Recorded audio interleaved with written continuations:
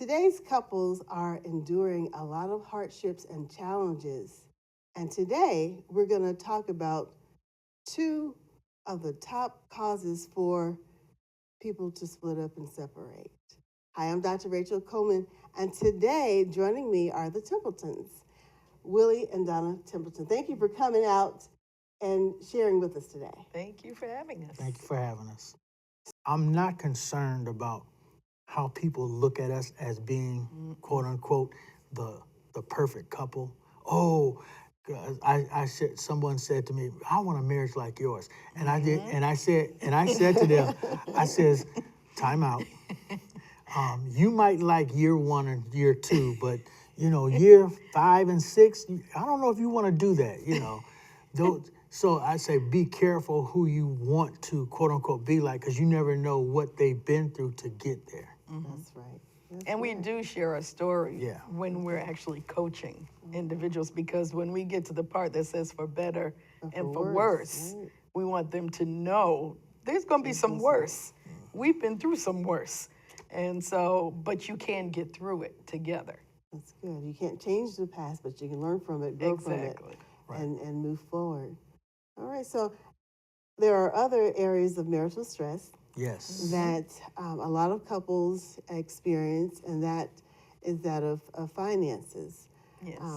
A source for a lot of stress, not whether you're in a relationship or even by yourself, it can create a lot of physical stress. And sometimes, as a physician, I'll have people come to me and they will, Doc, give me a sleeping pill. I need something for my stomach.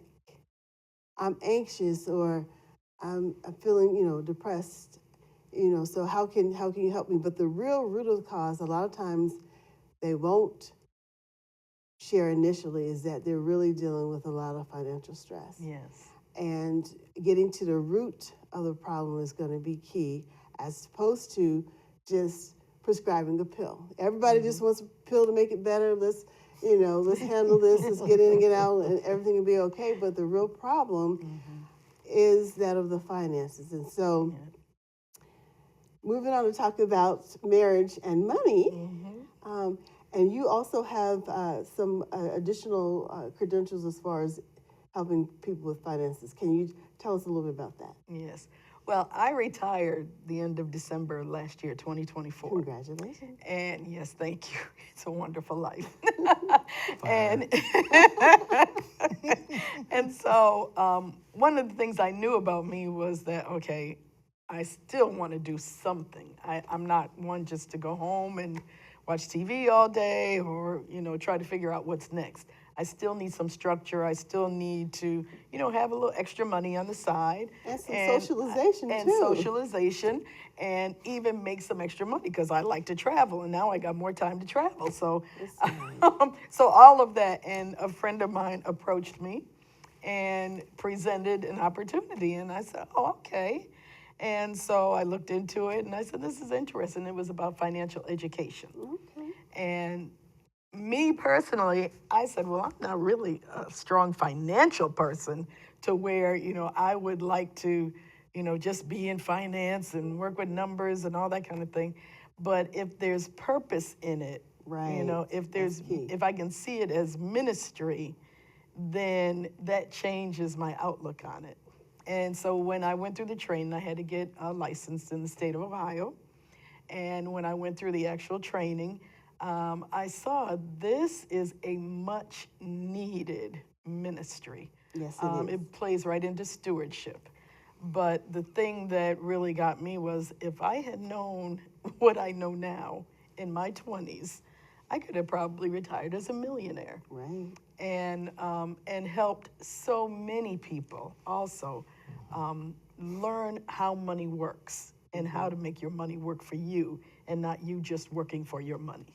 That's good. So I teach about, what's the purpose of a bank? What are these tax deferred accounts about? What are tax advantage opportunities that you have? So teach on all of that. And then it's up to people. We give them a free financial analysis. It's up to the individuals or the families to determine, what is it that you need? How can I support you with what you actually need. So, in speaking more specifically with couples, what challenges have you seen with finances with couples, and what are some potential solutions? Some couples, and it depends on where they are in life, because there are some older couples that we've worked with in coaching, and then some younger couples. The younger couples in particular, they don't really focus on it at that time because, oh, well, I've got plenty of time, or I'm probably never going to retire anyhow. So their outlook forward is kind of limiting. And so you tend to have to work with them a little bit more to get them to understand you have a great opportunity right now because you have years on your side prayerfully.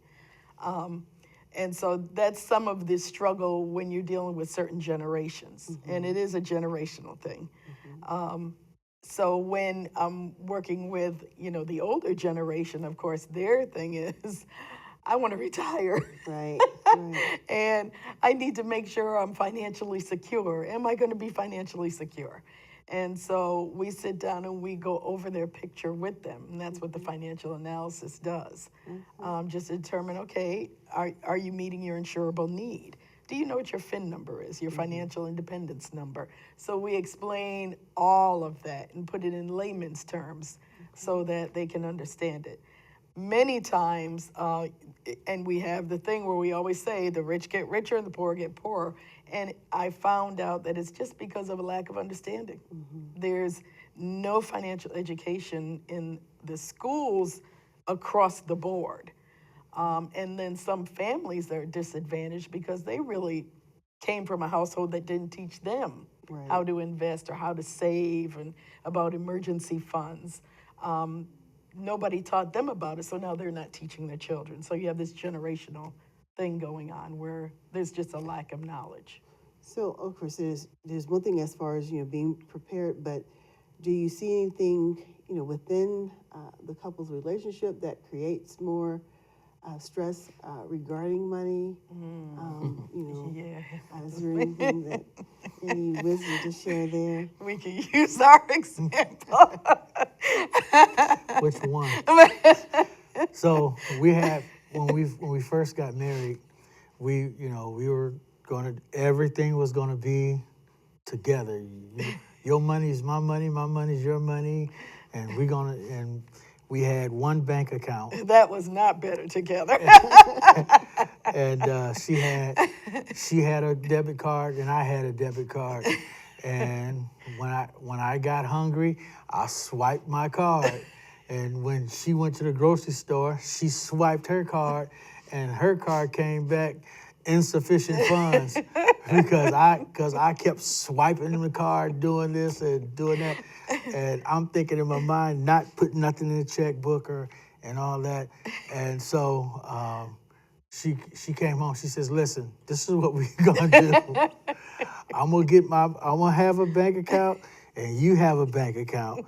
Your name is on mine, my name is on yours, and we have access to both of them. But this on my account, we're gonna take care of this, and on your account, we're gonna take care of this, and that's how we've operated. Some people, other folks have a way of doing it that works for them, but that's what works for us. Yes. She's a saver. I'm not. And that's important to know. Yeah. Know your financial personality. Because there are some people that are spenders. There are some people that there are some people Guilty. that are savers. And there are some people that love to invest, and some people don't want to know about investing. And so you have to really learn as a couple, what are your financial personalities? And come to grips with the pros and the cons to each. So now, was that a potential source of stress for you now 39 years of marriage where he's a spender and perhaps he spent all his money and now he's coming to you for some more? Because, Agape you love. saved. Agape love. Agape.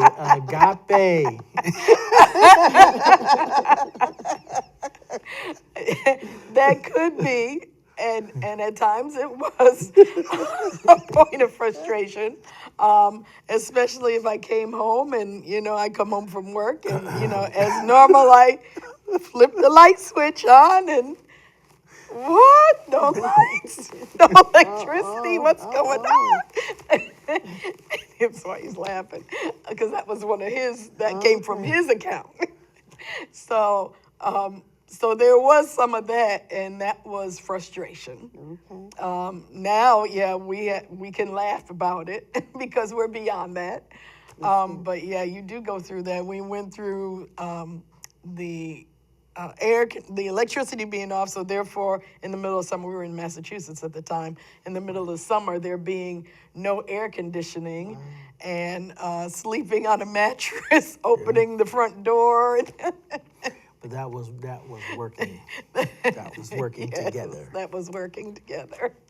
That's good. That's good. Yeah. So now sometimes lifes. Yes. And, you know, unforeseen circumstances that happen, even medical emergencies that can come up Yes. where a person, you know, they didn't think it would ever happen to them, where they ended up in the hospital unable to bring in home a paycheck, and this and that and the other happens, and they end up in a significant financial challenge, and maybe even have to approach, you know, bankruptcy, or even having to bounce back from destroyed credit. You know, Yes. so are there any tips for the road back Absolutely. after those life, you know, challenges? Yes. One of the things that, as I sit down with individuals and families, I talk to them about, if you have any credit cards, cut them up.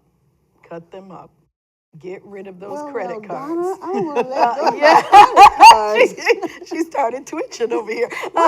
Get rid of those credit cards, because the interest rate will eat you up. And if you really are serious about coming out of debt, that is one of the first moves. That's one. I took that lesson from Dave Ramsey. He said, credit cards are a no-no. And I totally agree, because when you look at that interest rate, it is huge, unless you're so disciplined to pay your balance off every month. Well, you know, it's in today's society, we're quickly moving toward a cashless society. And of course, if you want to buy things online, you know, you're going to go on a trip, you need to secure your flight or even rent a car when you get to your destination. Yes. A lot of times you need a credit card. So Yes. how do you work through Yes. that if you cut all your credit cards There off? are credit cards where you have to pay that balance at the end of the month. So that is one way, because then you avoid all of that huge interest being added onto your bill. But so many times we're not disciplined as a society to pay that bill off every month. So we've got to be very careful about that. But the other thing is to build your emergency fund. You should build your bank. Be your own credit. Build your bank. And we work with individuals to get there, because there are investment options that you can easily set up that'll help you to build that emergency fund and help you to be your own bank. Have that cash available to you, and you can get a bank card, and you're just working for yourself, and you're not having to worry about 29% interest rate or even higher in What some if there's cases. a great sale at Macy's? Oh, And they have the thing that's been on the wish list. yeah. And how are there any tips for, you know, as far as shopping? I mean, you work, and you know, you want to feel like you're not just working to pay the bills. And you know, not to say that there's a sense of entitlement, but you know, any tips for how to navigate that? Yeah, you said the things. Yeah, the thing. That, do you need it, or do you just want it? And so that's what you really have to weigh if you're serious about coming out of debt and getting your finances in order to where your money starts working for you. You're going to make some sacrifice. One of the things I think of physically, and you're a medical doctor, so you'll probably understand this. There are some products, some food items that don't agree with me.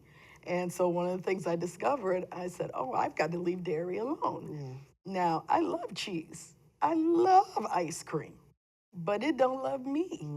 So that was something I had to wean myself totally away from. Was it hard?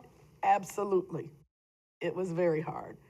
but I had to do that if I wanted to be healthier. That's right. That's And right. so if you want to be financially healthy, there are some behaviors that we have to change. Okay. So, how badly do we want it? So, Donna, what are some statistics, regarding some relationships or couples and finances? One that really caught my attention was on a survey found 64% of couples say they are financially incompatible, meaning that they have different philosophies about spending, different philosophies about saving and investing.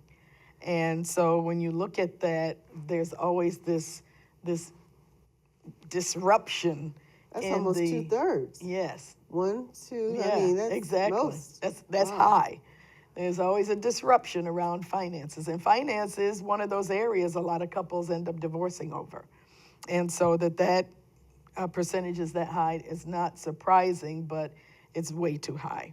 And then about 23% of couples say they are staying together because of financial dependency. In other So they words, they can't can't leave. afford to, to split up. Wow. We not long ago, we're talking to somebody, and there is a mindset out there that says, well, if we come together even before marriage, at least we'll save money.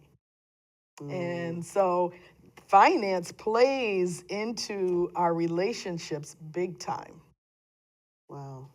So, but those people who are staying together because of finances, I mean, they can't, I mean, sounds like a stressful home environment. Yes, There's, very. that's the only thing that's keeping them together. It sounds Right. like they may need some coaching. Yeah. But wow. Any other stats? that And you'd like to so share? when you look at marriage is a diverse category. So there are many variables that you deal with in marriage, such as age at marriage, when you got married, your income levels, your education, do you have children or not, and prior relationships also play into that. So all of this significantly affects financial outcomes when you think about it. Sometimes there are blended families. Right. We've done a presentation in regards to blended families and the challenges that you meet there, coming together and bringing children from both sides together. And especially if there's child support that's going outside the home. And Exactly.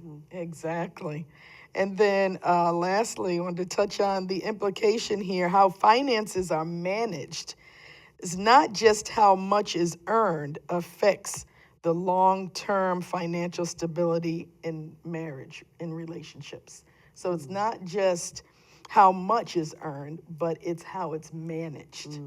And so when you have somebody that's mismanaging the money, yes, it's an imbalance. And so that just creates more friction. So you mentioned mismanage, but what are the ways to manage? Because there are people that may not know that they're mismanaging. They may not be aware that it's mismanagement to, live from paycheck to paycheck, or that, that's not sound because that's all that they've seen. Right. So how can, I don't know if you've encountered that with the people that you have talked with, or Overspending. overspending, but you don't know you're overspending Yeah. by, maybe eating out every night, or, Yeah. In a restaurant, I often think about this. You go to a nice restaurant. You go to a nice restaurant, and that bill comes back, and it's almost $100, and you said, "What did we eat?" Almost $100, and we could have bought all those groceries. Right. So now going out every now and then, it's a preaching treat. now. It's a treat. And so you want to treat yourself every now and then, but if you're going out every week, that could be excessive. And so you've got to be so careful as to not put your family in a place where, just for convenience sake, because I just don't feel like going to the grocery store, now we're going to go out and we're going to spend $100, $150 in a restaurant and not have anything to take home.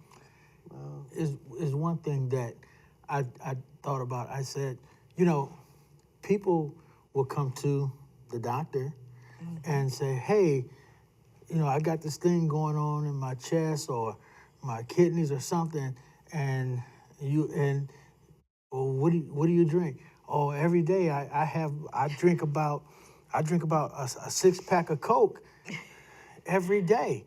I have a Coke for breakfast, a Coke at lunch, and about 4 before I go to bed at night.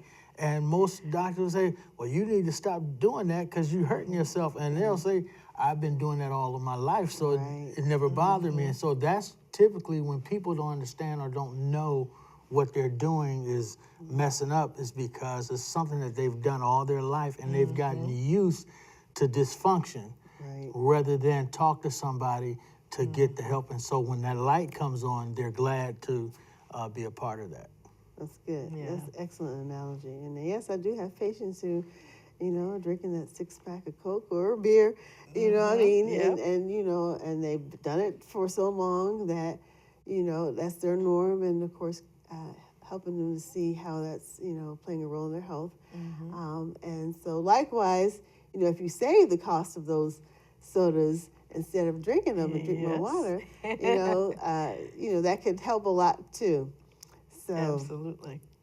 any other statistics you'd like to share? Well, just the idea that 63% of Americans are living paycheck to paycheck. And that right there is, it can be very stressful. And so if you're sick or, unable to go to work for any reason and you don't get paid when you don't show up for work, that can be very harmful to the family and, of course, cause more stress, and then they come to you for a pill. Right.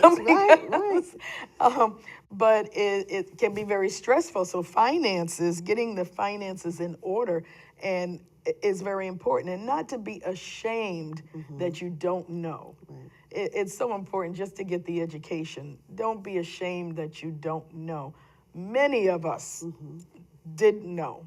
Right. And so if we're honest with ourselves, we've probably had a lot of money go through our hands that we could have managed better. And so it's so important for me to actually see more families educated, children in schools. You want them to be educated at an early age as to how to handle financial money. literacy is very important. Exactly. You definitely want to get the word out.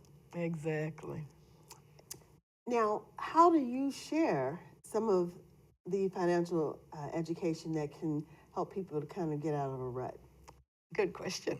I actually can sit down one-on-one with families or individuals. Also, I have done women's financial education workshops, and we meet at a library, get a conference room, and we get about 10 to 15 women in there and just have a workshop and go through any questions they may have. Also looking to just partner with different churches.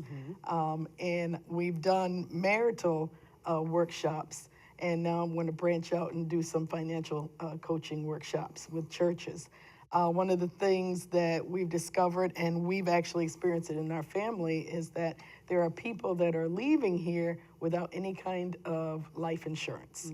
And what that does, that leaves a burden on the family to make sure that death expenses are covered and that bills or any debt that was left is covered as well. It's a difficult situation. Both our families, we've dealt with it up close and personal. Now, of course, there are those people that are insurable, but unfortunately, there are people who wait till they're not insurable. Yes. And so are there any strategies that can help them? So a lot of people, early on, they they're healthy and they don't really think about it. It's added expense and they want to go on that trip. And so they go on that trip, and then perhaps, life starts lifing and they end up in the hospital after that stroke or that heart attack, and they realize how fleeting life can be, and, after their brush with death, and may kind of wake up in a sense. But are there any strategies that a person perhaps who may no longer be actually insurable that can help them, put them in a better place to be prepared for when they do eventually leave here, or to help their families. Is there any? Yeah. One of the things that the company that I work through actually puts us in a very good position to where I'm not just working with one carrier. So there are probably close to 100 different carriers that I have access to.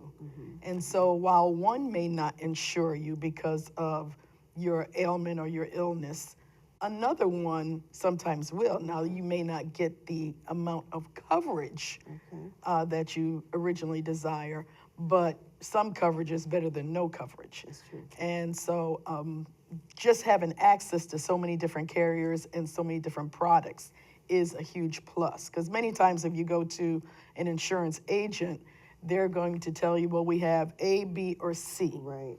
And if they don't insure you, then, oh, well, we only have A, B, or C, I'm sorry. But I have access to several carriers to where we can go and see where can you best fit in. The other thing is, too, is we always talk about the emergency fund and making your cash, making your money actually work for you.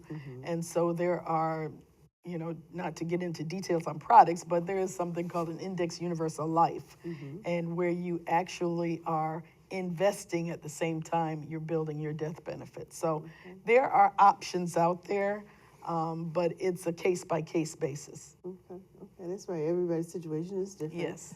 And there's many tools in the toolbox, it sounds like. So Absolutely. That's awesome. Not one size fit all. So for young people who perhaps have graduated from college, any special tips? Of course, want to set up that emergency fund. Should they set up the emergency fund before paying off the student loans, or is it something that you do at the same time? If they have a job, start setting up policy and investment now. Because what that does, it gets you started. Even if I'm working with some young people and they're paying as little as $33 a month. And most young people can afford $33 a month. They spend that at McDonald's, Right. these days. Starbucks. So start out small. And then as you get employed and start making more money, then you can always increase that. But at least start out small to where you're actually starting to save and build an emergency fund.